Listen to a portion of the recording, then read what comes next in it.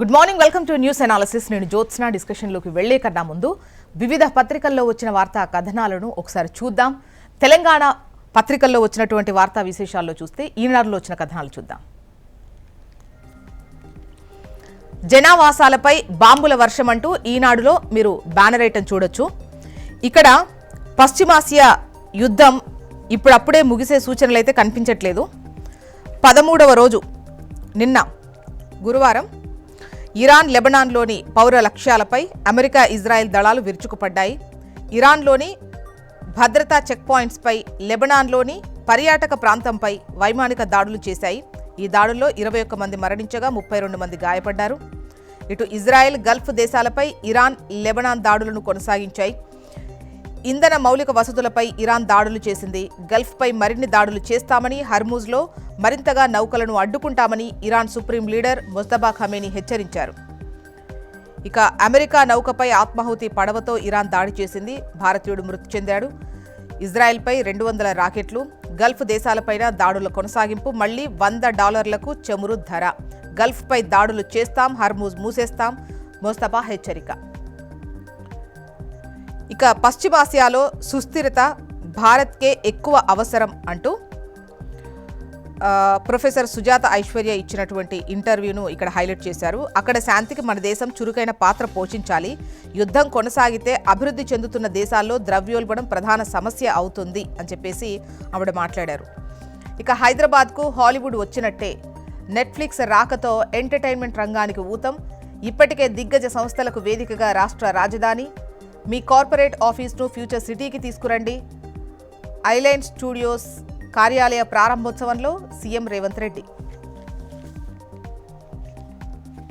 ఇక ఆంధ్రజ్యోతి ఇక్కడ ప్రధానంగా తిండికి తిప్పలు అంటూ గ్యాస్ కొరతతో మెస్లు, హోటళ్లు, రెస్టారెంట్లు, టిఫిన్ సెంటర్లు మూత. చాలా చోట్ల టమాటో రైస్ మాత్రమే ఉంది. దోశ, పూరి, వడ బంద్. ఇడ్లీ ఒక్కటే.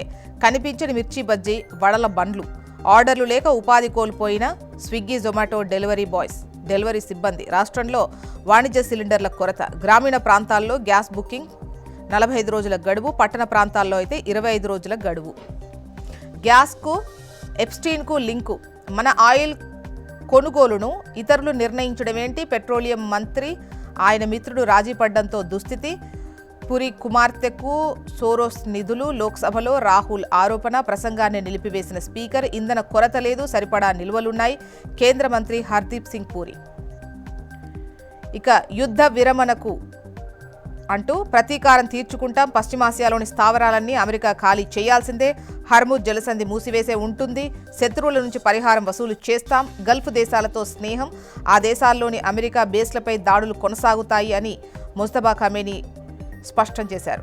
ఇక 3 షరతులు అమెరికా, ఇజ్రాయెల్ ముందు ఇరాన్ పెట్టినటువంటి డిమాండ్లు. అంటే యుద్ధ విరమణ చేయాలంటే 3 డిమాండ్స్ పెట్టారు. మా చట్టబద్ధమైన హక్కులు గుర్తించాలి. యుద్ధం వల్ల జరిగిన నష్టానికి పరిహారం చెల్లించాలి. భవిష్యత్తులో దాడి చేయకుండా అంతర్జాతీయ హామీ కావాలి. ఇరానీ అధ్యక్షుడు మౌసాద్ డిమాండ్. ప్రాంతీయ శాంతి సుస్థిరతకు కట్టుబడి ఉన్నట్టు ప్రకటన కూడా చేశారు. ఇక సర్కారీ ఆసుపత్రుల్లో నెల రోజులు పని చేయండి. ఏడాదికోసారి ఇలా సేవలు అందించండి. మానవత్వంతో చికిత్స చేస్తేనే ఆసుపత్రులు, డాక్టర్లపై ప్రజలకు నమ్మకం కలుగుతుంది.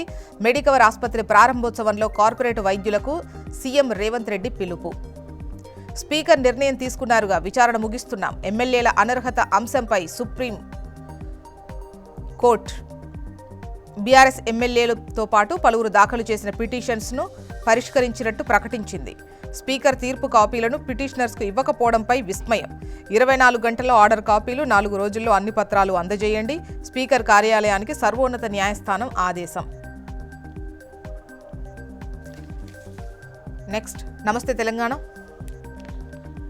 ఇక్కడ గ్యాస్ సరఫరా తక్షణమే పునరుద్ధరించాలి. గ్యాస్ సిలిండర్ల కొరతపై కేంద్రం స్పందించాలి. రాష్ట్ర వ్యాప్తంగా దాదాపు 90% హోటళ్లు, రెస్టారెంట్లు 48 గంటల్లో మూతపడే ప్రమాదం ఉంది. హైదరాబాద్లో లక్షలాది మంది విద్యార్థులు, వర్కింగ్ ప్రొఫెషనల్స్కు భోజనం దొరకని స్థితి. గ్యాస్ లభ్యతపై జిల్లా స్థాయి పంపిణీ వివరాలతో కూడిన పబ్లిక్ డాష్బోర్డ్ ఏర్పాటు చేయాలి. సిలిండర్ల ధర పెంచకుండా నియంత్రించాలి. ఎల్పీజీ కొరతపై కేంద్ర మంత్రికి కేటీఆర్ లేఖ. ఇక తగ్గేదేలే అంటూ అమెరికా స్థావరాలపై దాడులు చేస్తూనే ఉంటాం, హర్మూజ్ జలసంధి మూసివేతను కొనసాగిస్తాం, గల్ఫ్లో స్థావరాలన్నింటినీ అమెరికా మూసేయాలి, లేని పక్షంలో ఈ యుద్ధం ఇలాగే కొనసాగే అవకాశం ఉంటుంది అని చెప్పేసి ఇరాన్ హెచ్చరించినటువంటి విషయాన్ని ఇక్కడ ప్రస్తావించారు.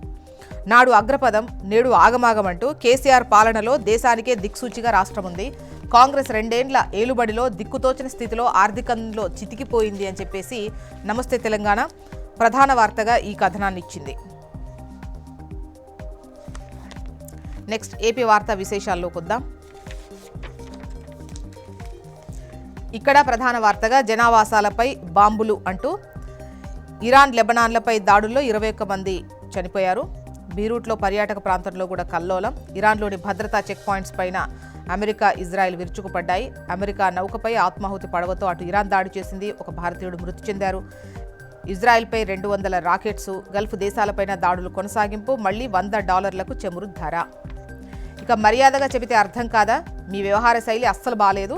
శ్రీశైలంలో భక్తుల్ని నిలిపేశారు, బద్వేలులో గుడి కూల్చేశారు, గిరిజనులకు ఇల్లు కట్టకూడదు, నీళ్ళు ఇవ్వకూడదంటే ఎలా, సమస్య ఉంటే నా దగ్గరకో డిప్యూటీ సీఎం దగ్గరకో రండి, మీ ఇష్టం వచ్చినట్టు చేస్తామంటే కుదరదు. అటవీ శాఖ అధికారులపై చంద్రబాబు మండిపాటు. ఆదాయం ఒక్కటే ప్రాతిపదిక కాదు, తల్లిదండ్రుల హోదా కేటగిరీలను పరిగణలోకి తీసుకోవాలి. ఓబీసీ సంపన్న శ్రేణి నిర్ధారణపై సుప్రీంకోర్టు కీలక వ్యాఖ్యలు. కేంద్ర ప్రభుత్వ అప్పీళ్ల తిరస్కరణ. పలువురు యూపీఎస్సీ అభ్యర్థులకు ఉపశమనం. నెక్స్ట్ ఆంధ్రజ్యోతి. కలెక్టర్లకు ర్యాంకులు అంటూ స్పీడ్ ఆఫ్ డూయింగ్ బిజినెస్లో పోటీ. భారీ పెట్టుబడులకు చొరవ తీసుకోవాలి. ఆయా జిల్లాల్లో ఉన్న వనరులు, అవకాశాలు, అనుకూల పరిస్థితులను బట్టి ప్రణాళికలు, వేగంగా భూ కేటాయింపులు, అనుమతులు, అభివృద్ధి వికేంద్రీకరణ మా లక్ష్యం. అందుకే 3 రీజియన్ అథారిటీల ఏర్పాటు. కలెక్టర్ల సదస్సులో సీఎం దిశానిర్దేశం. యుద్ధ విరమణకు 3 షరతులు అంటున్న ఇరాన్ అధ్యక్షుడు. ఇక హోటళ్లపై గ్యాస్ బండా అంటూ రాష్ట్రంలో ముదురుతోన్న వంట గ్యాస్ సంక్షోభం. వాణిజ్య సిలిండర్ల నిలిపివేతతో పలు హోటళ్ల మూత. సాక్షి చూద్దాం. సాక్షి ఇక్కడ ప్రధాన వార్తగా వైఎస్ఆర్సీపీ కోట్లాది మంది అభిమానులది. వైఎస్ఆర్సీపీ 16వ ఆవిర్భావ దినోత్సవంలో వైఎస్ జగన్. పార్టీ కేంద్ర కార్యాలయంలో ఘనంగా వేడుకలు. మహానేత వైఎస్ఆర్ విగ్రహానికి నివాళి అర్పించి పార్టీ పతాకాన్ని ఆవిష్కరించిన వైఎస్ జగన్. ఊరువాడ ఘనంగా 16 ఏళ్ల పండుగ. మరోవైపు రైట్ సైడ్ చూస్తే యుద్ధ కల్లోలం, దాడులు ప్రతిదాడులతో దద్దరిల్లుతున్న పశ్చిమాసియా.